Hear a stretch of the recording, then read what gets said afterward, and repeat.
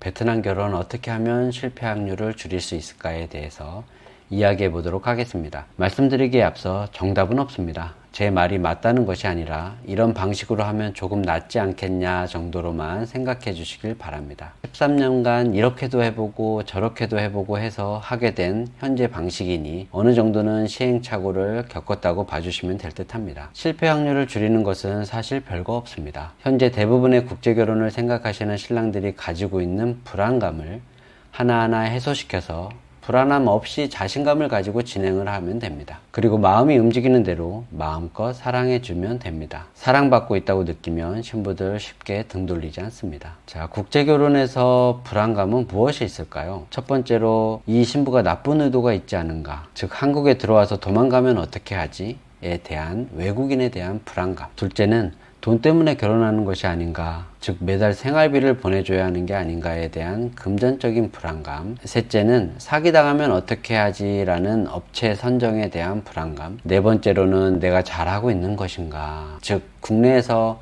좀 더 찾아볼까 하는 한국 여성과의 결혼에 대한 아쉬움, 더 솔직히 말하면 베트남 결혼에 대한 부끄러움, 이 정도가 아닐까 합니다. 맞지 않나요?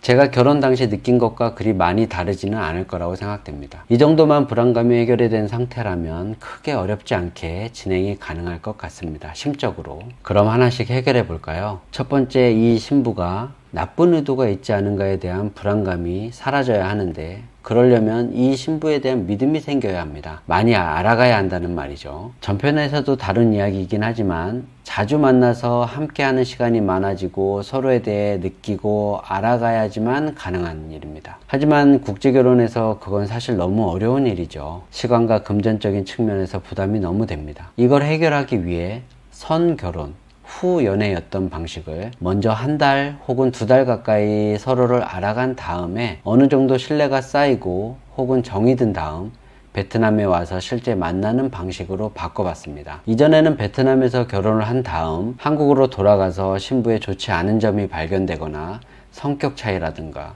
혹은 급하게 선택한 것에 대한 후회가 될 때 사실 업체의 파혼을 말하기가 쉽지 않습니다. 이런 사유라면 신랑의 귀책 사유가 돼서 지불한 금액을 돌려받을 수가 없게 됩니다. 그러니 마음에 들지 않아도 그냥 진행을 하게 되며 끌려다닐 수밖에 없습니다.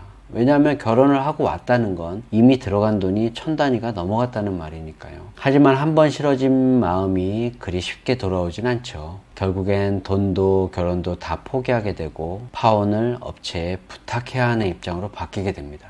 왜냐하면 결혼이 다 되었기 때문에 업체에서 도와주지 않는 이상에는 파혼을 하기가 힘듭니다. 그러니 부탁을 해야 되겠죠. 물론 신부의 귀책 사유가 있다면 업체에게 말해 다시 진행을 하면 되겠지만 말입니다. 지금은 내가 이 신부와의 결혼을 후회하고 있을 때의 이야기입니다. 이런 걸 없애기 위해서 미리 그 과정을 통한 다음 진행을 하는 겁니다. 스마트폰으로 연애를 하며 성격 차이 혹은 집안 환경 등 많은 걸 알게 되고, 이때까지는 들어간 돈이 없기 때문에 나와 맞지 않으면 그만하겠다고 이야기만 하면 됩니다. 그리고 다시 처음부터 소개받아서 서로를 알아가는 시간을 가지면 됩니다. 그리고 하나 더, 베트남 선 혼인신고, 후 국내 혼인신고로 바꾸었습니다. 예전에는 한국에서 먼저 혼인신고를 한 뒤에 대한민국 영사관에 신부 입국 결혼 비자 신청을 해놓고 그 비자를 기다리는 시간에 베트남에서 혼인신고를 하였습니다. 물론 베트남에서 혼인신고를 하지 않고 입국시키는 회사도 있습니다. 이게 가능한지를 묻는 분들이 계시는데, 대한민국 영사관의 비자 신청은 대한민국 법을 준수합니다. 즉 대한민국에서 혼인신고가 되어 있다면 대한민국 국민의 배우자로 초청하는 것이니 베트남에서의 혼인 여부는 확인하지 않습니다. 베트남에서 신부가 혼인신고를 하지 않고 입국한 경우의 문제점은 한국에 입국한 신부가 적응을 하지 못하고 되돌아가기가 쉽습니다. 왜냐하면 베트남으로 돌아가면 이 신부는 미혼입니다. 베트남에서 혼인신고를 하지 않았으니까요. 그냥 예전처럼 생활하면 됩니다. 즉 구속력이 약해질 수밖에 없어요. 한 번 참을 거 5번 참게 만드는 게 이 베트남에서의 혼인신고죠. 왜냐하면 이대로 돌아가면 이혼녀가 되기 때문에 쉽게 생각을 하지 못합니다. 그래서 반드시 베트남에서의 혼인신고는 필수이고요. 그것도 한국에서보다 먼저 하는 방식으로 진행하는 것이 낫습니다. 신부의 입국 기간을 당기기 위해서 한국에서 혼인신고를 먼저 하는 방식으로 진행하는 것보단 한두 달 늦더라도 베트남에서 먼저 혼인신고를 해야 신부의 결혼에 대한 진정성을 확인할 수 있습니다. 이렇게 두 가지만 해놔도 막연한 신부에 대한 불안감은 없어지지 않았을까요? 두 번째 불안함으로 넘어가 볼게요. 금전적인 불안함, 즉 처가에 빚이 있거나 혹은 매달 돈을 보내줘야 하는가입니다. 빚이 있냐고 물었을 때 있다고 대답을 하면 얼마 정도 되는지를 알아야 합니다. 하지만 이걸 맞선 때 처음부터 물어보기가 애매합니다. 자존심 상해하는 신부도 있고요. 내가 빚이 얼마 있다고 신랑에게 알렸으니 조금이라도 보태주려나 하고 기대를 할 수도 있기 때문입니다. 얼마 전에 화상통화를 하면서 신랑이 갑자기 신부에게 집에 빚이 있는지를 물었어요. 화상통화로 맞선을 할 때 부모님들은 대부분 신부 옆에서 보고 있습니다. 당연하죠. 어떤 사람인지 궁금하기도 하고 보고 싶기도 하겠죠. 근데 갑자기 집안에 빚이 있냐는 물음에 신부가 좀 당황해 하더라고요. 자, 신부 집에 빚이 있다면 갚아줄 신랑이 요즘 있나요? 갚아주려고 물어보는 게 아니잖아요.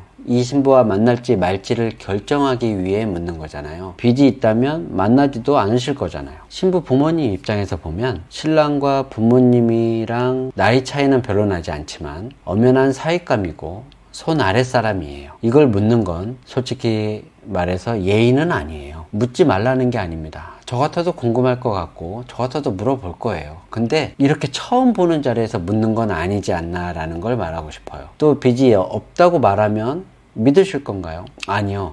그 믿음은 이렇게 빚이 있다 없다 말 한마디로 생기는 게 아닙니다. 좀 지난 다음에 자연스럽게 알 수 있게 됩니다. 금전적인 이야기를 계속하는 신부가 있고 연락하는 동안 단 한 번도 돈 이야기가 나오지 않는 신부도 있습니다. 그때 판단하셔도 됩니다. 돈 이야기를 계속하는 신부는 집에 빚이 없어도 돈 이야기가 나오고 돈 이야기를 하지 않는 신부는 집에 빚이 있다 하더라도 돈 이야기를 하지 않습니다. 천천히 알아가시길 바랍니다.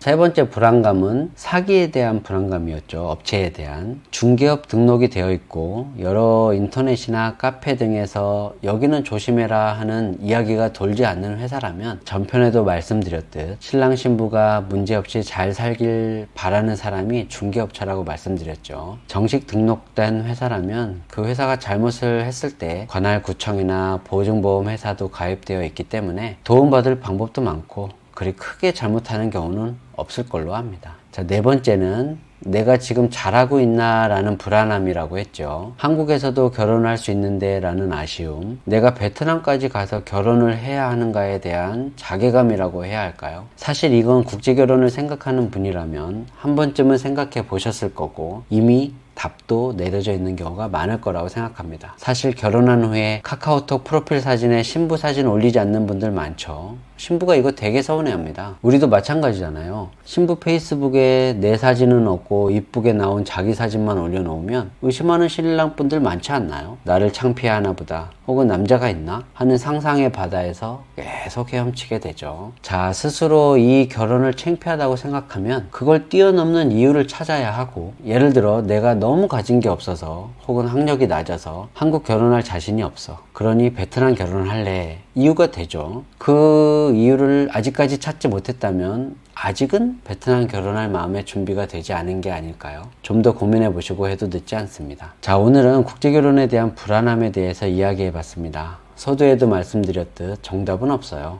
나에게 필요하면 하는 거고, 아직까지 진행을 할지 말지를 고민한다면 그건 때가 아직은 안 된 거죠. 그러니 이 영상을 보시고 그래도 불안한 마음이 해소가 되지 않는다면 잠시 시간을 가지고 생각해 보시길 바랍니다. 서두르지 마세요.